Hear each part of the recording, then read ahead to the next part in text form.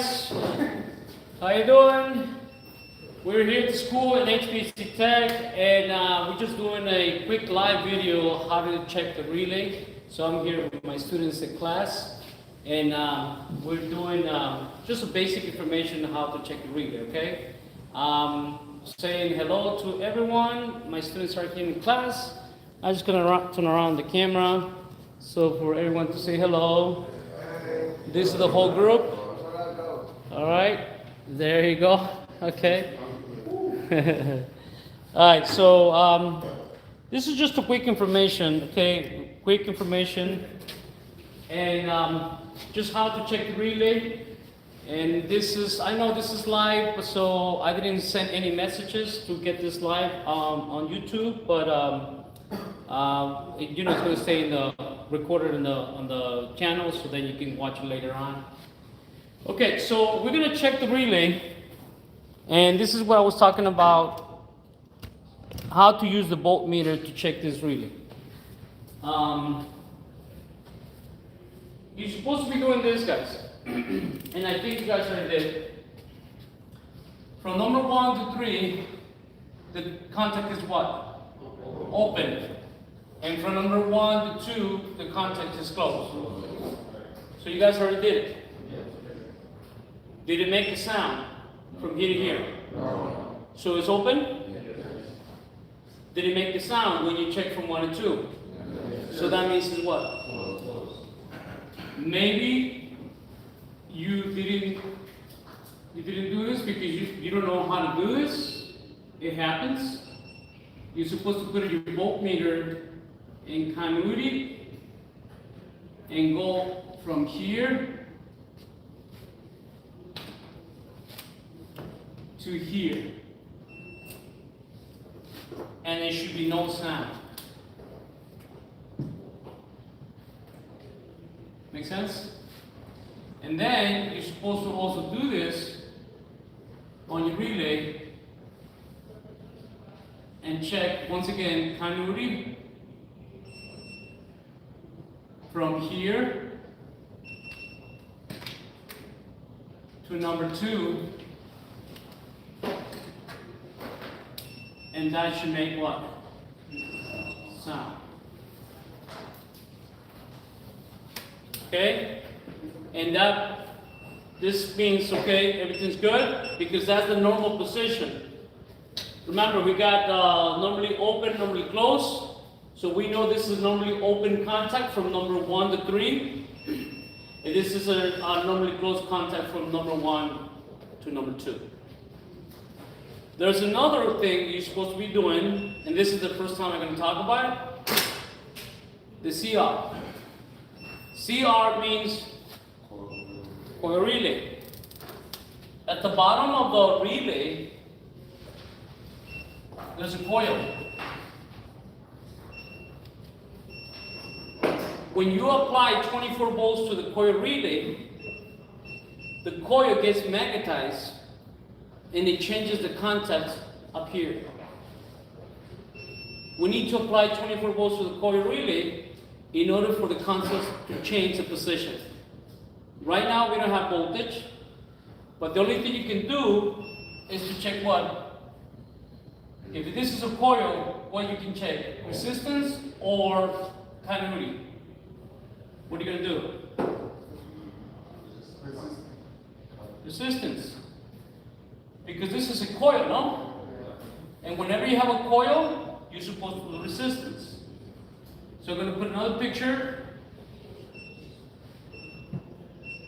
for ohms and check from there to there.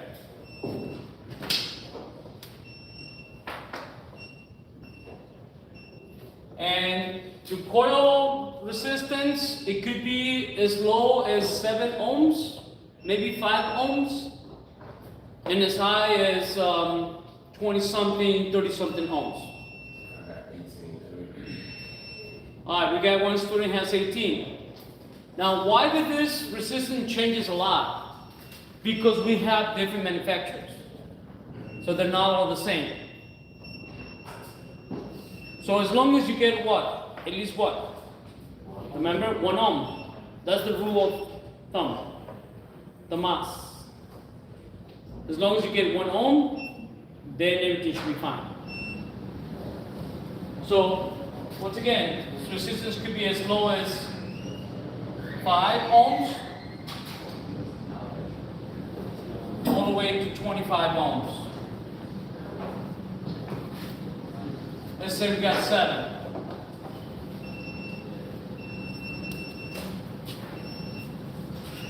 Is that good? It's fine. So you should have resistance on the coil relay, and you should have open contacts, closed contacts on the contacts.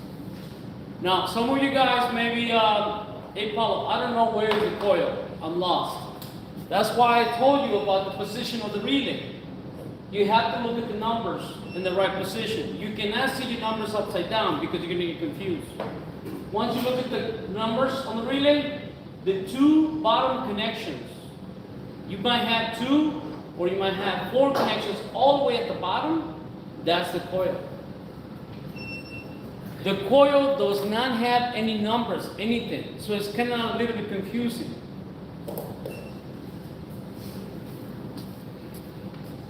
But 2 bottom connections all the way, that's where the coil is. Just for to show the guys on YouTube, this is what we're talking about. How do we check the relay? So this is the 1, the 3, the 4, the 6, and the 2 bottom connections, that's the coil. Okay? So far we good? Any questions? Yes, sir. So, but do you check the resistance? What do you got? Okay, you're good, but he said something about it's broken, something.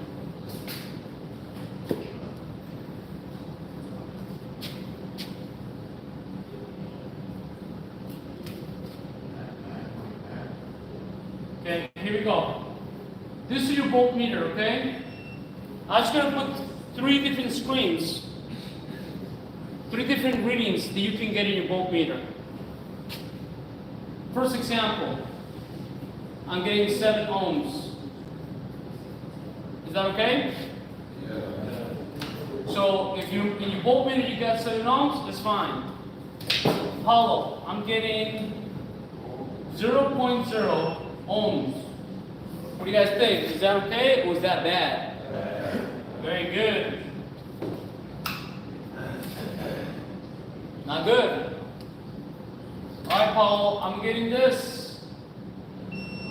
OL. What does that mean? Is that good or bad? The OL means the coil is open. The 0.0 means there's no resistance, which means the coil is probably burned.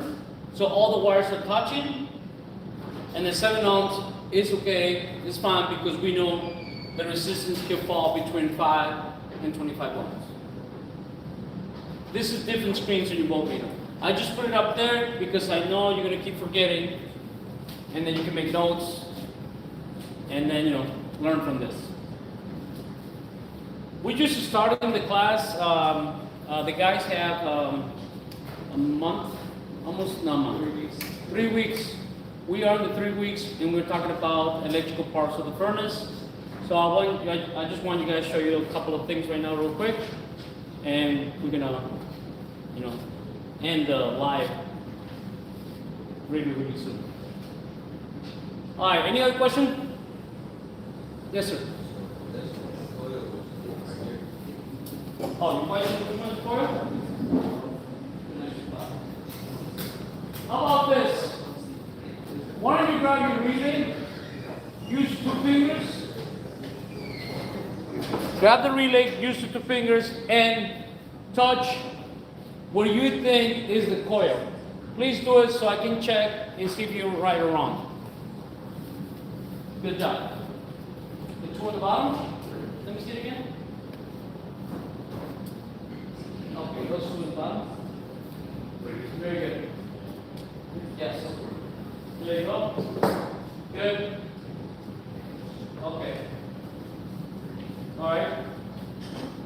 Let's see, guys. Contacts right here. This one. The contacts guy. Where we're going to put the voltmeter, okay? To check for resistance. Yeah, there we go. No, the bottom two. Those two. Good. The bottom. Bottom. There you go. Yes, yes. Yes. Good. Good. Good. All right. I just want to make sure you understand that those two connections at the bottom goes into the coil relay. Yes, sir. There's no. You did this here in here the coil. Which one do you get? I got This one, and what it means. Is that good? It's bad because it's a bad relay, but it's good for you because now you're the lucky person to find a bad relay. Now you know that if it's good, you should get some resistance. You're the lucky guy. Isn't it always you who have bad parts? I think that's the second part you gotta say is bad. Yes.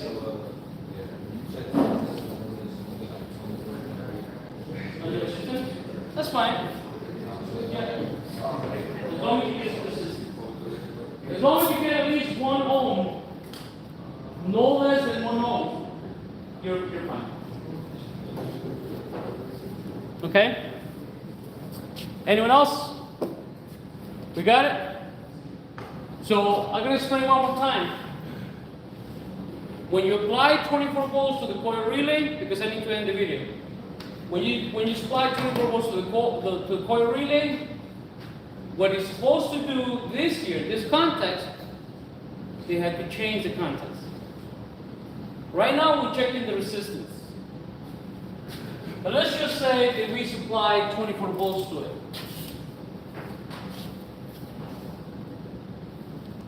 Let me change the angle of the camera. Right there. Let's supply 24 volts to the coil. CR, okay? Let's put 24 volts. From where? From the transformer. Let's do common. And G. Why common and G? Because G is for fan on. So I'm going to use the G and send it to the coil relay, 24 volts, right? What's going to happen in the relay? Watch it, don't blink. This is what's going to happen. 1 and 2 open to contacts, 1 to 3 closes. 4 and 5 open contacts, and 4 and 6 closes. So what is that really doing? Switching the contacts. That's all. I'm sorry? For fan on. G is for fan on, W for heat, and R is 24 volts, and Y is for air conditioning. This is the connections for the thermostat. That's okay. This is the time you can ask questions. Once you're troubleshooting the furnaces, then you're supposed to already know how to do all the connections. Okay? And then, once you take up the 24 volts, let's say there's no more 24 volts going to the coil relay, so then the relay goes to the normal position. 4 to 6, open, 4 to 5, close, 1 to 3, open, and 1 to 2 closes. This part of the relay has nothing to do with this part of the relay. What I'm saying, there's no wires connected from this part to this part. But when you supply the voltage, both of them switch at the same time. You understand me? So I can connect, If you want to use this relay to send 120 volts somewhere, I can put 120 volts to number 1 and it's going to send it to 3 or 2, alright? If you want, you can put 24 volts here and send that to number 4, and then that's going to go to 6 or 5. As you can see, these are 2 different voltages. I can do that. Why? Because there's no internal connection from this part of the relay to this part of the relay. They're completely separate. Once again, but once you supply voltage to it, the relay changes the contacts for both of them. Make sense? All right. Any other question?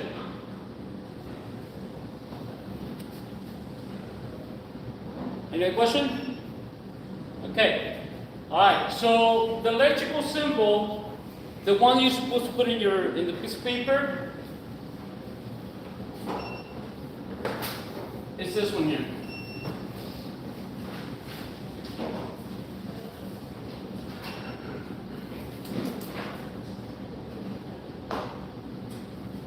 That's the electrical symbol. 1, 2, 3, 1, 3, 2, 4, 5, and 6. CR, coil relay. NO and C normally open, normally close. The same thing with this. Normally open, normally close. Alright, so everyone had a relay. You check it with your voltmeter. You know what to do now. This is the electrical symbol. No questions, we got it. How are we going to check this relay? What symbols in the voltmeter? You did your continuity, good job. Ohms for the coil, good job. What else? Voltage, good job. Make sure you write down those symbols when you're how to check the relay, okay? You can also check amps. You want to make sure that the amperage is not too high on the contacts because the relay, they could go bad. Cool? Yes, sir. Would it make the coil relay a switch then? Good job. Next question.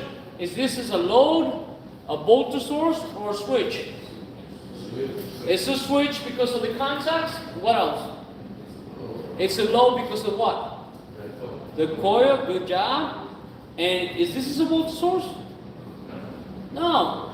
We don't, this thing doesn't make voltage? Does it give you voltage? No.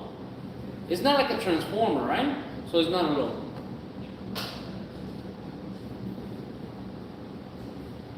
Alright, so hope you guys like the video. I'll see you guys next time.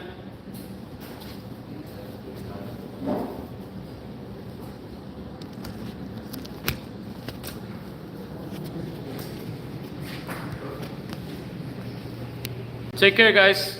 See you next video.